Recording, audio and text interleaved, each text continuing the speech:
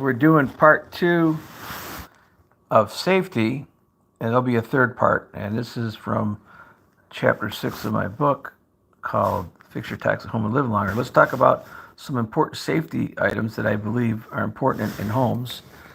And so we talked earlier on part 1 on walks and things like that. So now we're going to do some snow. And I'm not going to tell you how to shovel snow. And so you need to read up on how to shovel snow. You have too many people that go out and want to shovel heavy snow and they get hurt. So you can read up on it, look up on it. Very important.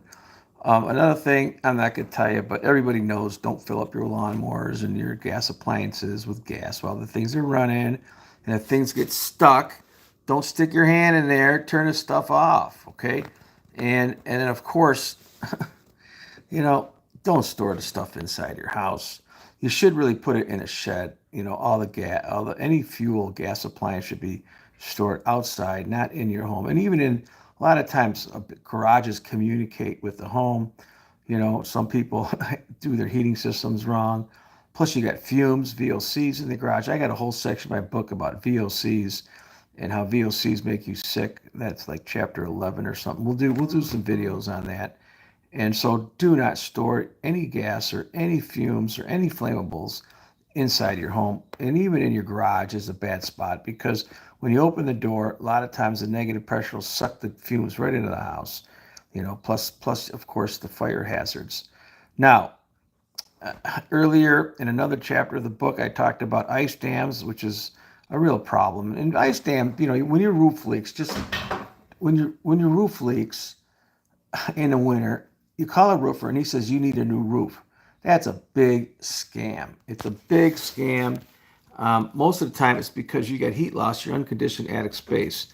Either you got can lights, or you got unbalanced heating system, or your cold, your attic access panel, or your pull down, or your house fan aren't weather stripped. The hot air goes in there, melts the snow, boom, you get ice. Now, we're not going to get into that because that's a whole different chapter of the book, and we'll do some videos on ice dams. But let's talk about roofers. First of all, don't ever take a ladder out in the winter, okay? I've represented a lot of clients that have fallen off of roofs, cleaning ice, trying to blame it on their landlords. But you know what? Anybody puts a ladder up and it slips from the bottom or the top, or they fall off their roof because they're shoveling. And look at this guy. He's shoveling his snow off his roof. What do you think he's doing to the shingles? So be careful with that. So now let's move on to sidewalks and pavements. Well, if you're going to have a tree in your front, you're going to have bigger problems than just this tripping hazard. You're going to have tree roots and sewer backups, and that's a whole nother problem. I talk about that in another chapter in my book, Sewer Backups and Bacteria and all that. But the real issue here is that pedestrians are walking. Dogs are peeing on your little tree. Like, you ever look at your trees in front of your house? You notice how the bottoms are always rotting and they're dying, and they're bark because the dogs are peeing on them. It's crazy. And I'm sorry about the glare that we're getting here. Let me see if I can move out of the glare. That might be better. Okay. And so these tripping hazards are no good, and you need to fix not just public sidewalks, but your patio walks, your concrete in your back, your garage. Now, if you got stuff in your basement that's cracked and you got shrinkage cracks, there's different types of cracks. There's settlement cracks, there's shrinkage cracks, there's uplift cracks, there's differential settlement, then there's also just failure just from old age. But you can't fix this. Some people like to cut the roots out, put these back, go for it. Fix all your walks, okay? Now, this is kind of crazy, and I'm getting sun glare. Let's see if we get rid of the sun glare. Yeah, I'm not gonna move, okay, because I'm in my chair. Oh, let's see if we can get this. All right, so if you got little frog ponds or lily ponds and things like that in your yard, around your yard, then you need to, the sun glare is really bad, isn't it? You really need to make sure people don't walk around them. I remember doing a home inspection, and I'm walking around the house, and boom, I drop down and I'm in water up to my neck almost, and I'm holding my camera in the air. I had to go to my car, get a Tyvek, put the Tyvek on, and then use the people's dryer to wash. And I had to do a home inspection, in a Tyvek suit. But I got lucky; I didn't get hurt. So you need to mark all these areas, because once ice gets on there, snow gets on there, you got somebody trespassing, they're going to fall in. So you got to put signs up, little ponds. Okay, be careful. Now this is the big one here. I know that I've made a few trips with I think I broke an ankle 30 years ago doing an inspection, stepping, and these holes just appear. Rabbits cause these holes. Even skunks cause little smaller holes. Then you might have a groundhog that's got hidden holes, and you're walking through the yard and you're running or whatever, and you hit one of these holes, man, you're breaking your ankle, and so is anybody else. And so, any kind of hole, the ground, if it's not level, that's not bad as long as it's not a stepping condition that's unfamiliar. But these holes got to be filled around your property. Check it out, and you know what, they happen all the time. And so, one day you'll wake up and there'll be all these holes in your front yard. You're like, oh my God, a skunk was looking for stuff. So fill these in. Now, we're still in the winter section. Now, just remember, when it's negative degrees or in the 20s and teens, salt doesn't work. So you're gonna have to do two types of salt. And I have other videos that talk about this on my channel. I'm not getting into all that. It's in my book. But you don't even need it. You could just look this stuff up and have two types of salt, normal salt and it's when it's really cold. They call it black ice, And I had so many cases. Most of the cases I have are like with strip malls and things like that, where the gutters or water drips, the sun hits the sign and the water drips off the sign or the fascia and drips onto the cold concrete, which is still below freezing, and freezes right for the front door when they open the store in the morning and somebody slips and they break your neck. You know what? Those lawsuits, they win. And so I'm not sure how that works with homes, but I have a lot of those where water drips off of buildings or signs or lights when the sun comes up, but the ground's still cold. So make sure you got the salt out. You know about this problem, and if you have any low spots in your concrete, and especially like in your driveway or your walks, water's going to sit there, and when it freezes, it's going to be ice. It's going to be covered in snow, and the next kid walking by is going to slip and trip. Okay. The Now let's get out of the winter. Let's talk about appliances and TVs. You know how many TVs I've seen fall off of walls? And the old TVs were much heavier, and these new TVs, the glare is bad, so don't give me any bad reviews on the glare. I'm not going to move. I'll try to do the next video in another room. Oh, that's good. All right. And so that is what you're looking at, is a TV that has fallen off of a wall. I've had TVs fall off of walls, furniture off of walls, and you know what? Drop ceilings fall too if they're bad, if there's a leak. I remember one time I had a tenant that the drop ceiling fell, and she just happened to be cleaning the floor. You know what? She had to clean the floor in 3 years, and now she happened to be cleaning on the day the drop ceiling came down. And so you got to make sure that everything is proper. Now, furniture. You know what? You got to be careful with furniture. You can't have it where kids can climb up on the furniture, especially bookshelves. Kids like to climb. That bookshelf is coming down. I'll tell you what, you got 1,000 books in a bookshelf, and you got a little kid climbing up there, you got some problems. You better screw that bookshelf to the wall. You better think about that, especially if a kid does climb it. If he falls, that's one thing, he breaks a leg, but the bookshelf falls on, a whole nother problem. And so you want to make sure that all your furniture is properly nailed to the walls. Now, this is one, I've actually had a friend, a real estate agent, who had a secretary, and it was like she never filled up the bottom shelf because it was so much easier. She was older. So she put everything in the top shelf, the top two shelves, and nothing on the bottom shelves because it was lower. And I had another case where the bottom shelves were stuck, and they put all the stuff on the top shelf. So when they opened the top shelf, the whole cabinet came down. This poor, believe it or not, I think she broke her hip. She was older, like in her 70s. So people in elderly, their bones aren't as strong. And so these things are dangerous as hell. If you fill up the bottom shelf first, and be careful, and don't overload the top shelves. So these filing cabinets are very dangerous in these kind of conditions. Now, I know this got nothing to do with safety, but I've had a case where termites are in a home, and they had TV. These are the older TVs, really heavy. It was up against the wall, and the termites ate the studs behind the wall, and the bolts pulled out, and the TV came tumbling down, and I guess something shattered and hit something in the eye. It was a long time ago in one of my cases, expert witness trip and fall injury cases. And so you need to check your house for, and here's your thing. I got a whole section of my report that talks about pests. And in that pest section, I talk about wood-boring insects. So you want to make sure powder post beetles, carpenter bees aren't so bad. Parp post beetles, carpet ants, and termites. Those are your wood-boring insects. And yes, they will damage your home, and you should periodically check for that. Okay? Okay, let's move on to another section. We'll do appliances, and then we'll save the rest of the chapter for part 3. But you know what? People buy appliances, and they charge us so much for warranties. By the way, appliances all break today. They're crap.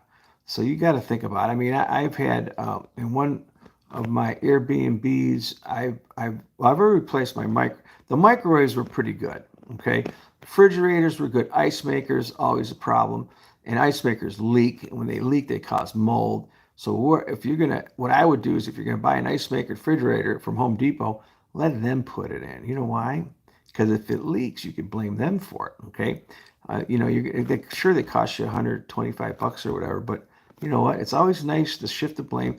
And if it's an expensive unit, then buy a damn warranty on it because these things all break. And it's amazing how many appliances break today. So another thing you could do is check for recalls. You can get your serial number, and this is not for new ones, this is old ones, and they start fires. There's fires all the time, especially with dryers, stoves, microwaves, and even dishwashers. I do a lot of cases where fires are caused by appliances. Now, there is a site where you can look at what's called appliance recall, and you might have to pay a little bit or to sign up for it, or you could just have them checked out. You could look up your appliance, you get the serial number, the name, and you find out if there's a recall on it. A lot of times, sometimes they replace the whole unit, and the appliance people, GE loves it because people don't know about this.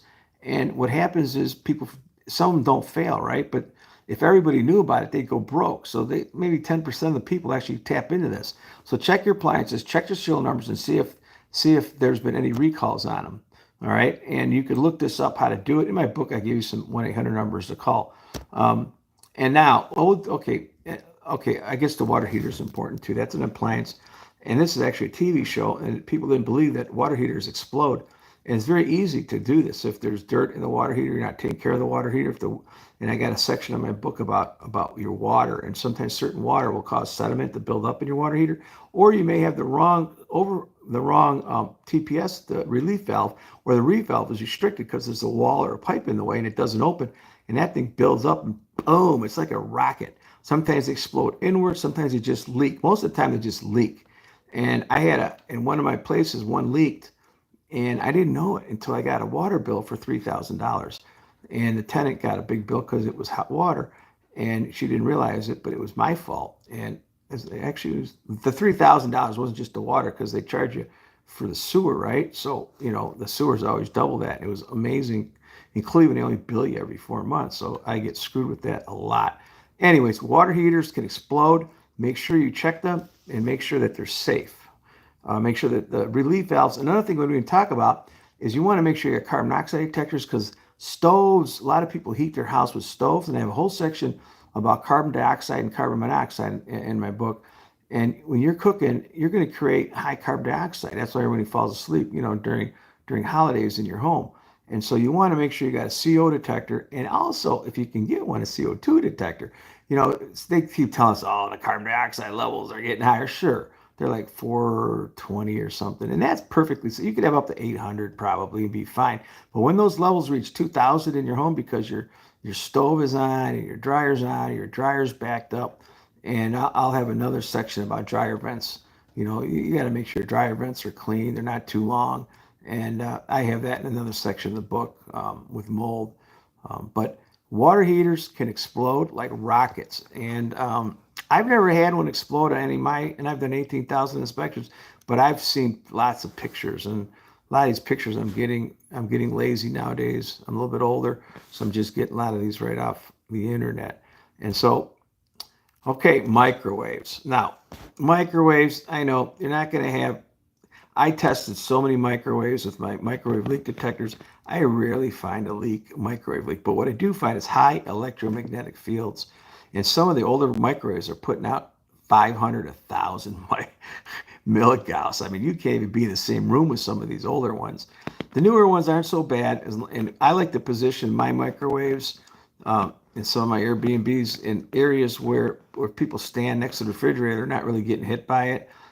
Or put them in areas where you don't have to leave the kitchen, while they're on, but they do put off a ton of microwave. Now, the other problem with the microwaves, if you install it yourself, and I've had cases where there's two, you put two screws that come up and down. Those are safe, but it's the bottom hinge that you put in where the microwave sits on that goes into the wall. If you don't put that in a stud, they sell you these non-stud screws. They're like butterfly type nuts. You got to drill a hole through that wall. I've had people drill into electrical wire and get electrocuted. And then I had one case, this guy called everybody, couldn't figure it out. And he basically drilled a hole into electrical wire. I got another picture. Let's see if I got it here. There it is. And he drilled it into the electrical wire, and his lights are flickering. And he didn't know why they were flickering. And so he had electricians go in there, and they told him you need a new electrical. He had one of those Federal Pacific panels. They made him replace the panel. Then he had another electrician come in and say, "Oh, it's your dimmer switches." Replace those. And the guy's like crazy. He's going nuts. His light bulbs are burning out. And so he called me up and he told me the story. I have a great service across America. It's called Clevelandmarko with a question.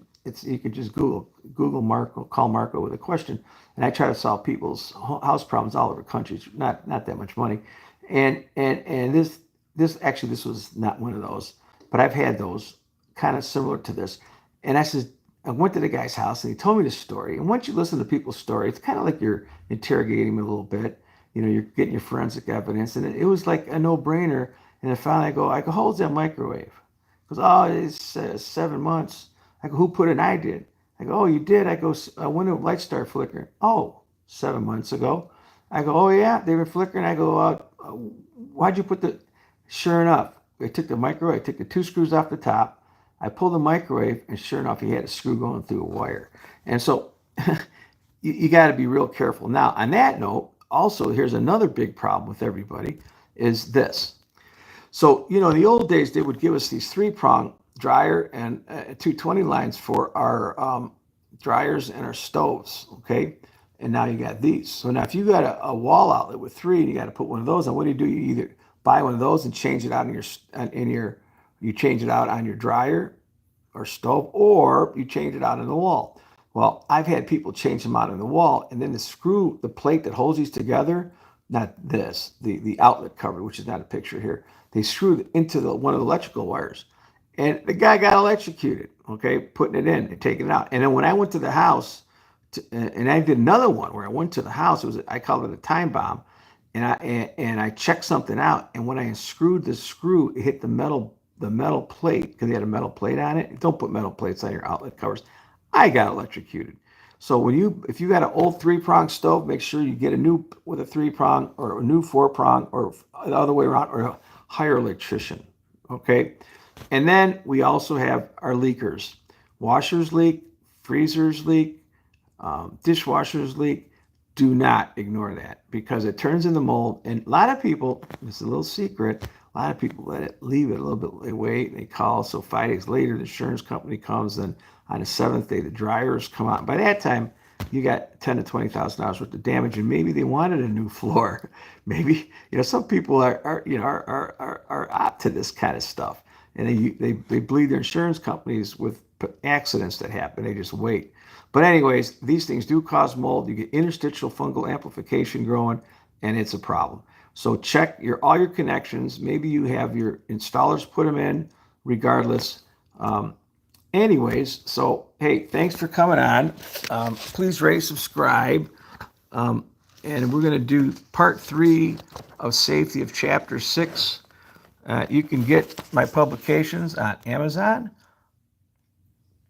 Fix your toxic home and live longer, or not. You can look a lot of stuff up. And I'll do part 3, and I came up with the safety things of a home in one of my chapters, and we're going to kind of cover them. Now, I'm not covering everything from the book, but I am covering quite a bit. Hey, Mom, you okay?